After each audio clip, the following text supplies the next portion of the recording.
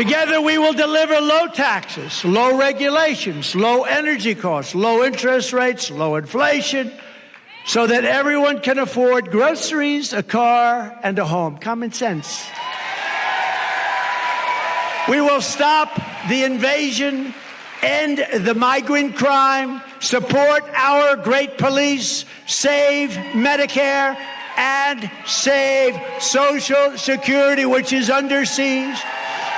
We will strengthen our military, build a missile defense shield, keep critical race theory and transgender insanity the hell out of our schools, and keep men out of women's sports.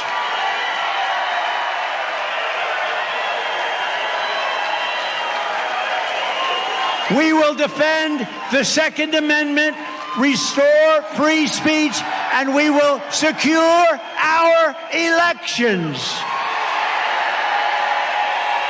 Everyone will prosper, every family will thrive, and every day will be filled with opportunity, hope, and joy. But for that to happen, we must never let Kamala Harris get anywhere near the White House, and we must defeat her country-destroying liberal agenda. She destroyed San Francisco. She's not going to destroy our country.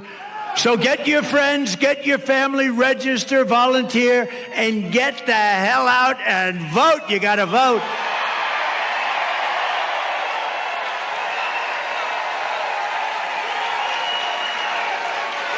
On November 5th, we will save our economy. We will rescue our middle class. We will put America first, and we will make America great again. Thank you very much. North Carolina, God bless you. God bless you all. Thank you very much. If Kamala wins, you will have mass amnesty and citizenship for all of the Biden-Harris illegals that poured into our country. If I win, you will have the largest deportation operation in American history, starting at noon on Inauguration Day 2025.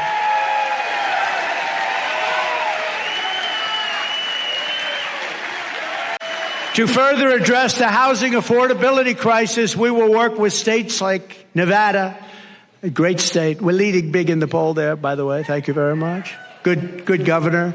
To open up large tracts of federal land for housing constructions, and similar to opportunity zones that I did with Senator Tim Scott, a great guy from South Carolina, senator from South Carolina.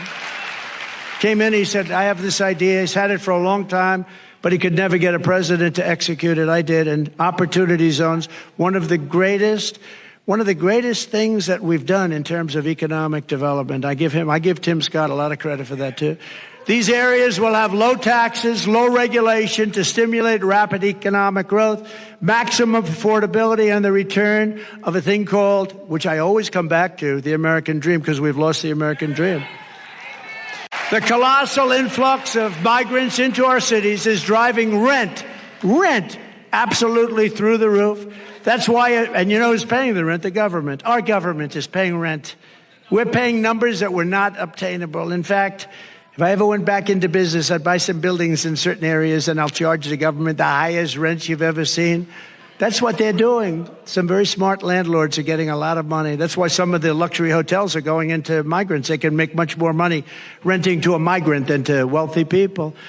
But that's why, as president, I will seal the border. I will send them all back to their countries where they belong. Prices will come down, and come down dramatically, and come down fast.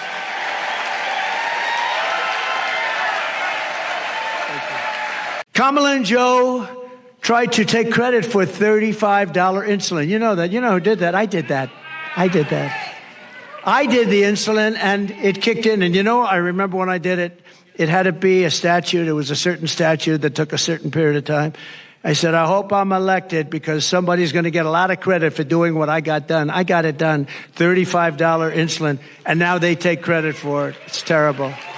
The Kamala migrant invasion is also a major factor in crushing your wages and driving up the cost of health care and the cost of all of your goods. Millions of uninsured illegal aliens are getting billions and billions of dollars in free health care paid for by American citizens on your medical bills. It's right on your medical bills. They all said I was wrong when I said that migrant crime will reach epidemic proportions. And now it's much worse than that. It's a lot worse than epidemic proportions. It's beyond control. We have a new category of crime. It's called migrant crime. And I think it's going to end up being the worst category of all. These people are tough. They're tough. They're mean. They're angry. And they shouldn't be in our country. And it's not going to work out well. And now Kamala wants to let them pillage Social Security and Medicare. That's what's going to happen. It will never happen. It will never even get close to happening if I'm in office. And I think you're going to have to put me in office, because there's never been anything like this.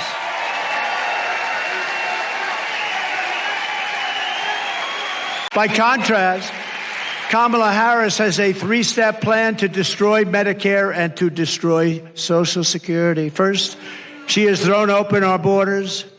You know what that's going to do. They're all signing up. Oh, congratulations. They'll be all signing up right next to you. But she's opened up our borders. Think of it. Again, I believe it's 20 million people, but I think it's probably much more with the gotaways. And you know what a gotaway is, right? Remember, I had Remain in Mexico policy. You think that was easy to get from Mexico? What I had to do to them.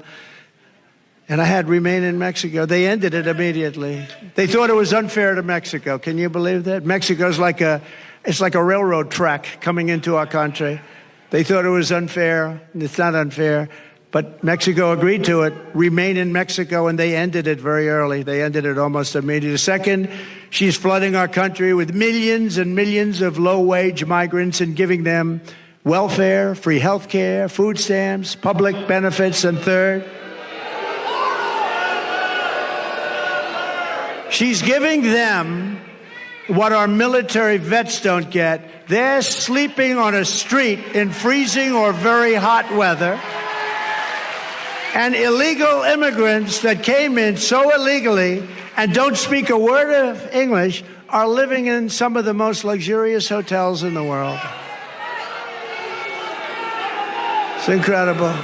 You see that. You've been seeing the stories. They're living in hotels. They're taking, right, front row Joes. They're taking some of the best hotels because the government pays more than they can get from wealthy customers. So they say, well, I don't know about this. I think we'll take the illegal immigrant. We're going to get more money from the U.S. government than some rich guy coming in from Argentina. And third, she wants to make them all citizens, dumping them into Medicare and Social Security until those programs buckle and collapse. And that's what's going to happen.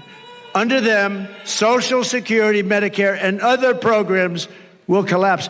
No country can sustain what's happening right now.